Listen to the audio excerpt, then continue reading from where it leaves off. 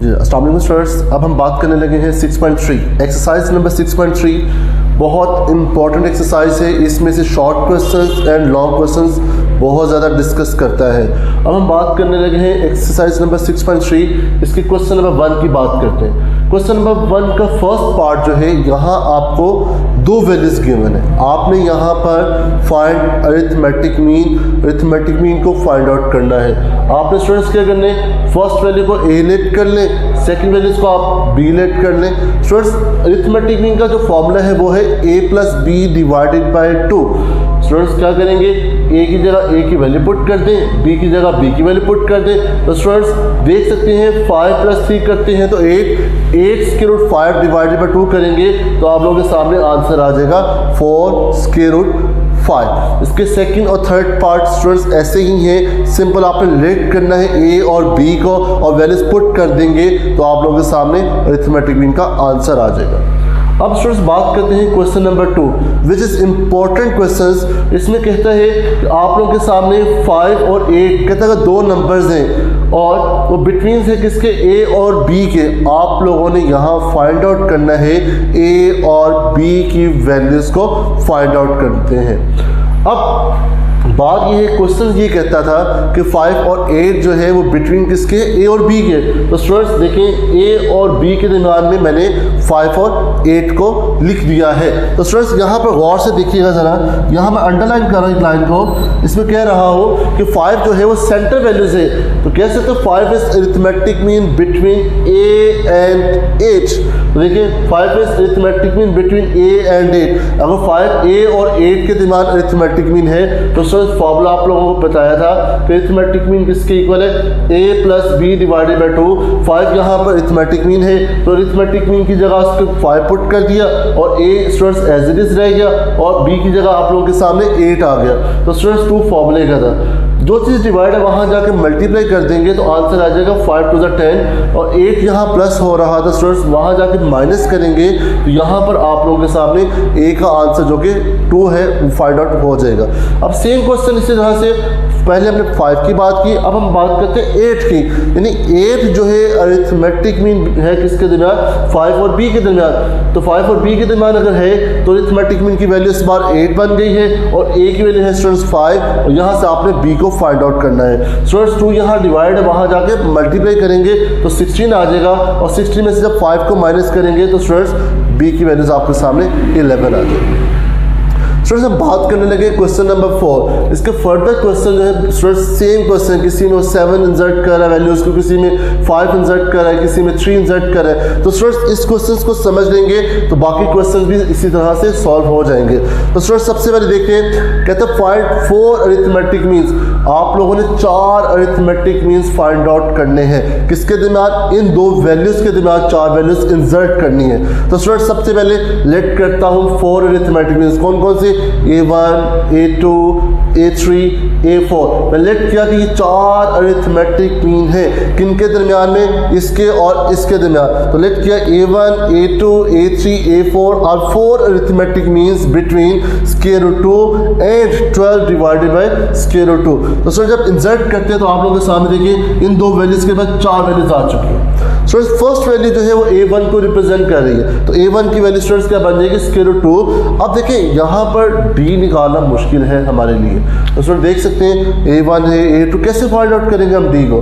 तो लाजमी हम यहाँ पर d हमारे पास गिवन नहीं है तो हम उसको फाइंड आउट करने की कोशिश करेंगे। स्टूडेंट्स काउंट करें वैल्यूज को, देखें 1 2 3 4 5 एंड 6।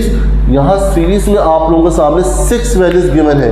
देखिए स्टूडेंट्स n = 6 आ गया, लास्ट वैल्यूज को मैंने 6 का नाम दिया, यानी 6 टर्म पे जो वैल्यू पड़ी है वो है आपके सामने 12/√2।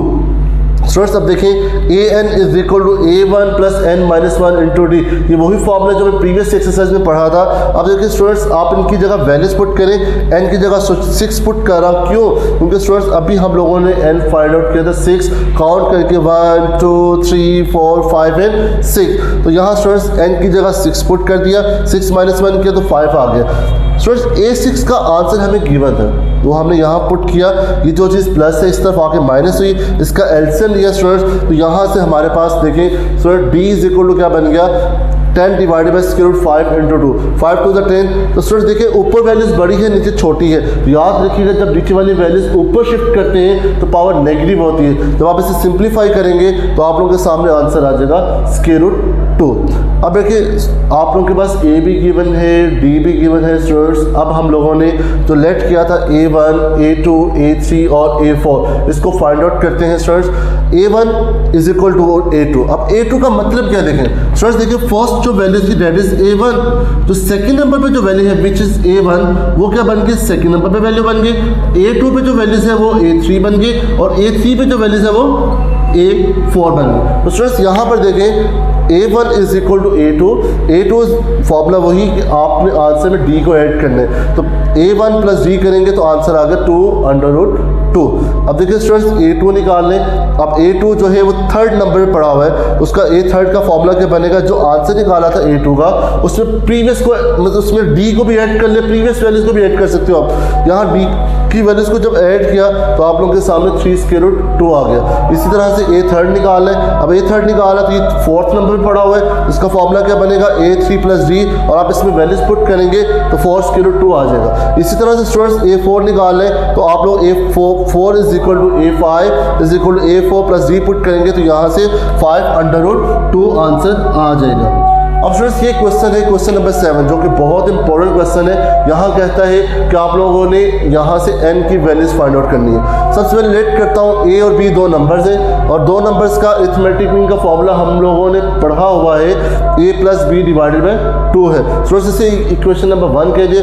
गिवन हमारे पास क्या an is plus bn over an minus 1 plus bn minus 1। Students हमारे पास क्वेश्चन गिवन है। हम जब दोनों को कंपेयर करते हैं जब दोनों की left hand side arithmetic mean है तो हम लोगों ने क्या किया, दोनों को आपस में इक्वल करके लिख दिया। अब इनको क्रॉस मल्टीप्लिकेशन करने लगाओ। 2 यहाँ डिवाइड हो रहा है वहाँ जाके मल्टीप्लाई कर दे, ये चीज़ यहाँ डिवाइड है वहाँ जाके इसे मल्टीप्लाई कर दे।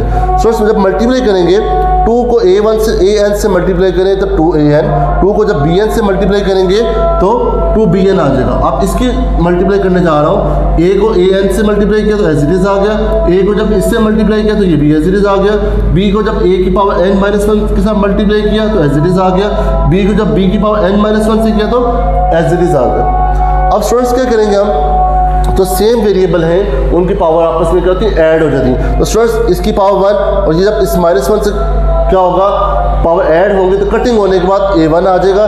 स्टूडेंट्स ये दोनों वेरिएबल डिफरेंट थे इसलिए एज इट इज आ गए, ये भी डिफरेंट थे ये भी एज इट इज आ गए। यहाँ वेरिएबल सेम थे तो माइनस 1 प्लस 1 से कटिंग होने के बाद bn आ गए। अब स्टूडेंट्स क्या किया, an और bn की वैल्यूज को एक तरफ शिफ्ट कर दिया। तो देखिए स्टूडेंट्स 2an माइनस an, जो यहाँ पर an था इसको इस तरफ मूव करेंगे तो माइनस कर दिया, जो bn यहाँ पे था इसको लेके सब इस तरफ आएंगे तो आप लोग इसे माइनस कर दें। जब 2an में से an निकालेंगे तो an आ जाएगा, जब 2bn में से bn माइनस करेंगे तो bn आपके पास आ जाएगा। तो स्टूडेंट्स बाकी वैल्यू एज इट इज आ गई।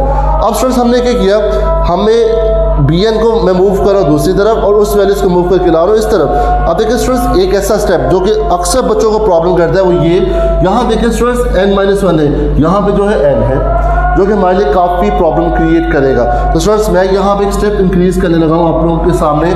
मैंने क्या किया कि इस n के अंदर +1 और -1 खुद से ऐड भी किया और सब्ट्रैक्ट भी किया। 1 को हमने ऐड भी किया और सब्ट्रैक्ट भी किया। इसी तरह से यहाँ पर देखिए bn, इसके अंदर भी b की पावर n में भी खुद से 1 ऐड भी किया और सब्ट्रैक्ट भी कर दिया। अब जब सब्ट्रैक्ट किया तो इसके क्या किया, +1 को वैल्यूज को लैदा कर दिया और माइनस यानी a की पावर n-1 बन गया और यहाँ जो +1 था उसको अलग कर दिया। इसी तरह से यहाँ पे b की पावर n-1 बन गया और b को अलग कर दिया। अब स्टूडेंट्स क्या करेंगे हम, यहाँ से जब an-1 कॉमन लेंगे, कॉमन लेने के बाद क्या बन जाएगा आपके सामने a-b। यहाँ से जब bn-1 कॉमन लिया तो आप लोगों के सामने बन गया bn-1 इंटू a-b। अब स्टूडेंट्स क्या होगा, a-b एक तरफ लाके डिवाइड कर दें और bn-1 को एक तरफ लाके डिवाइड कर दें। इससे क्या होगा, a-b जब a-b से कटिंग हो जाएगी तो आप लोगों के सामने बन जाएगा a/b की power n-1 is equal to 1। अब स्टूडेंट्स हम लोगों ने फाइंड आउट करना है n की वैल्यूज को। तो देखिए स्टूडेंट्स a/b जो कि था n-1 और 1 की जगह पे स्टूडेंट्स हम क्या करने लगे हैं a/b की पावर 0।